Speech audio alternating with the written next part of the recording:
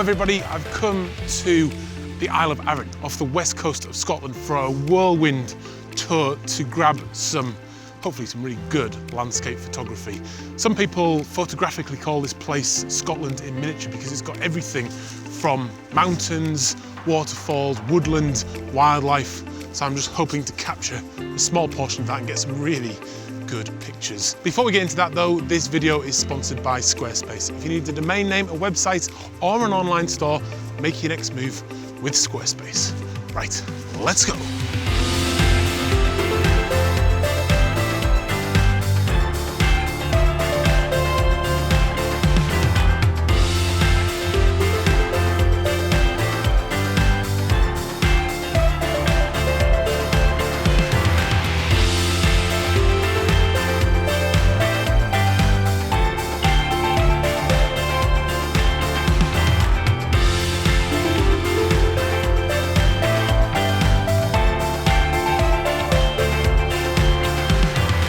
We are straight into it this morning. I'm just really starting off with a very simple composition to get this mountain behind me here.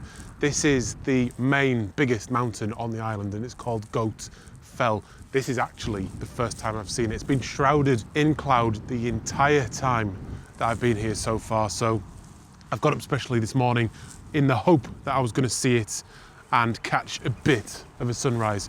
The sun is actually setting or sort of rising over here. I'm hoping that the sun is going to catch on Goat Fell itself, but the weather's been so changeable that there's a good chance that that is not going to happen. So I've started off with just such a straightforward composition because I want to capture that mountain in all its glory before it disappears. So I've got the 70 to 200 lens on there. I'm actually out at 70 millimeters. And it's just going to be so straightforward. It's just got a tiny bit of the sea in there. Then we're just going up to Goat Fell with those really quite interesting clouds behind at the moment. To try and introduce a little bit more interest though, I am going to do a long exposure. And I've already taken my test setting, which is f11. I could have gone f8 to get maximum sharpness out of the lenses, but I've gone for f11 because I want to just increase that exposure time a little bit. I'm at ISO 100 and then 1/4 of a second for the current lighting conditions to get the exposure right.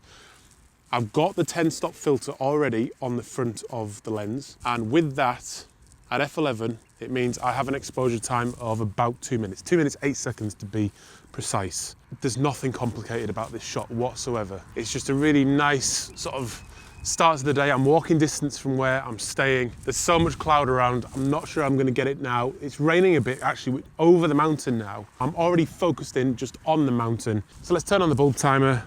2 minutes 8 seconds, 2-second time to get it going, and then we'll just wait 2 minutes and see how that turns out.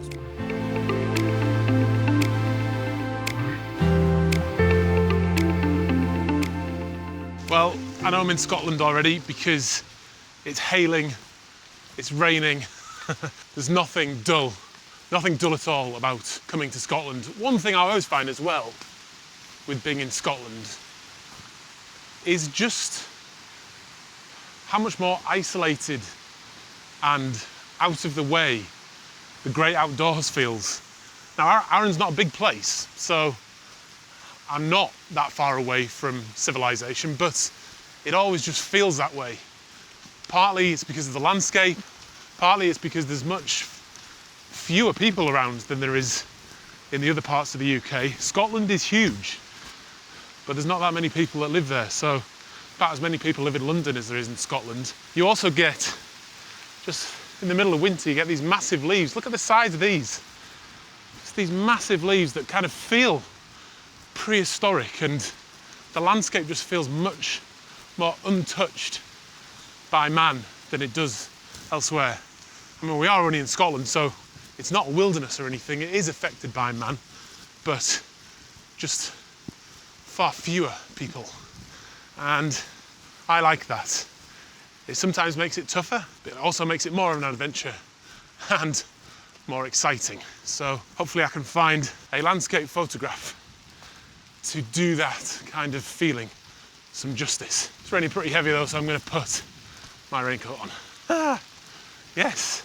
Another example is the pine forests that you get in the Highlands and in certain parts of Scotland. They're just so dense and nothing like you get anywhere else in the UK. They're absolutely huge, but just look how dark this one is behind me. It's so dense and so dark, even right in the middle of the day. It's about 1 o'clock at the moment. That's the brightness of the sky. And then we spin around this way, just total darkness. It's absolutely incredible. I'm not particularly a woodland photographer, so I'm not going to even attempt to make something of it, but I do love the woods. I grew up in the woods, playing in the woods, so I'm fascinated by them. And these pine forests are just incredible, absolutely incredible.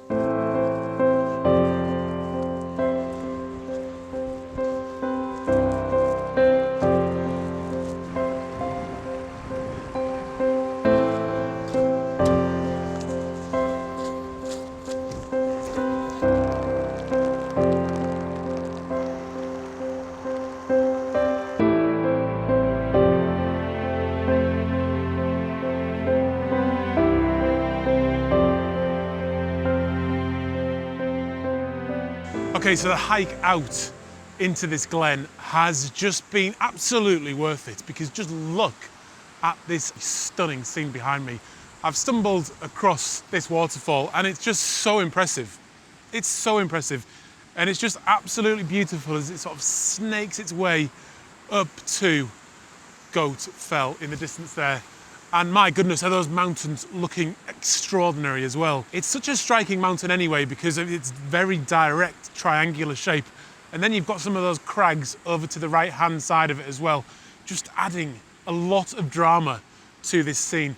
It also rained really heavily overnight, and I think some of that must have fallen as a bit of snow, or some of it's turned to ice on top of the fells, because it's just looking beautiful with just that little sprinkling of white on the top of those fells. Pretty much that's the sort of mood and the style I want to capture. It's exceptionally windy, so I'm having to keep my back turned to the wind so you can hear me, and also the noise of the waterfall is very, very impressive as well. I've played around with a few compositions so far, and I've settled, although I'll probably experiment a bit more, but I've settled for the moment on a vertical shot, because I really like this large stone or massive stone here, which has some part of the water coming down it.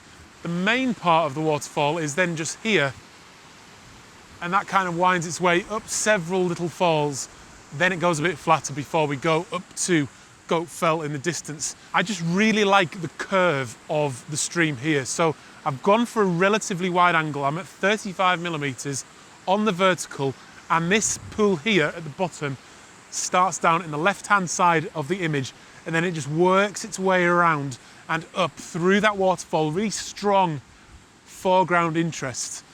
And then it works its way up to Goat Fell in the distance there, which is intermittently being covered in cloud. It's covered in cloud at the moment, so I will capture it like that. Let's just do that now, because I'm all set. But it also, I'm hoping that it will clear again. It was clear when I first got here. I hope it does clear up so I can get it both ways, but having it shrouded in cloud could be really interesting. But I do also want to capture it without the cloud and then see which is best. So for this shot, if I can just turn into the wind for a minute, I want to smooth out that water a little bit. I've tried it without, and I just don't like the frozen waterfall look. So I've gone for the 6-stop filter, just so I can still compose through the live view. What that will also do is, with that cloud that is around the top of the fell, it will just smooth that out a little bit and add a slightly ethereal feel to it, as well as in the water. I'm going to turn back around because that water's quite noisy. Settings wise, with that 6-stop filter on, I'm at f11. That's enough to get sharpness from back to front in this case, because I'm not too close to that foreground.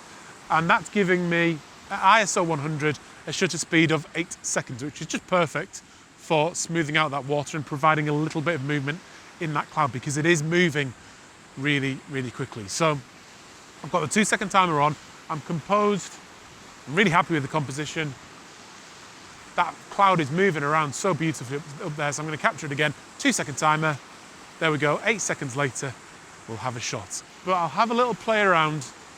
I will probably get down here actually and shoot it a little bit closer, get a sort of horizontal shot as well, just because I'm here, so I might as well.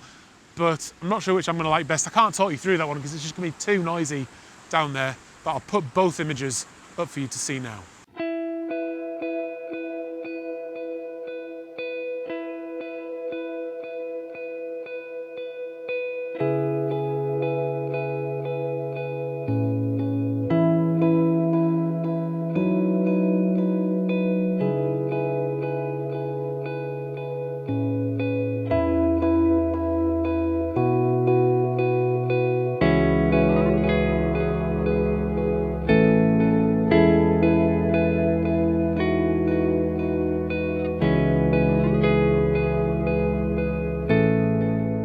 Right, so I've just rushed across the island, got back down from the mountains and made it to the coast again, the beach, just in time to grab a sunset shot. Now, my options are severely limited because I've been chasing the light essentially. The island is so small that you've got obviously coast on every single side, and I have chased this light down. Literally, I've driven at this light until I got to the coast. And this is what I've found. And it is moving, that gap in the clouds where there's that little bit of orange, those beautiful yellows as well, just moving, it's just moving across the sky so fast. So I've literally been adjusting my composition as it moves. The wind has died down as well, and it's just it's now just a stunning evening. Absolutely beautiful. And it's just got me thinking about these Scottish islands quite a lot. A lot of these islands along the west coast of Scotland, they can be absolutely brutal, really brutal. And it's not a case usually of just pointing your camera in any direction and making a great shot.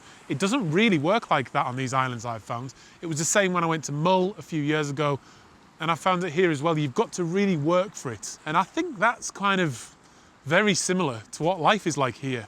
People have got to work for it here. Same as on Mull, same as on a lot of the other islands, because island life like this is not as straightforward as living in the cities that I'm used to. The ferries that brought me here, they're the lifeblood of this place. And it just makes you think a little bit more about our relationship with the landscape, our relationship with the outdoors, and Arran in particular just has it all. Yeah, it's just stunning. And to be able to finish the day with some colour in the sky like this is just exactly what I wanted. Very, very special. Anyway, let me talk you through the shots. Like I said, I've just been following this little band of sky around, and I'm just smoothing out the water very, very gently with the 6-stop filter that's on the front here. Okay, let me just adjust the exposure as the sea's coming around my feet now. Anyway, I've got the horizon on the bottom of the rule of thirds, pretty much. Then just going up into that sky, which is now getting a little pink up in it, smoothing that water out with a 10-second exposure. I've gone up to f16 just to expand that exposure time, or get that exposure time just a little bit longer to smooth that sea out nicely.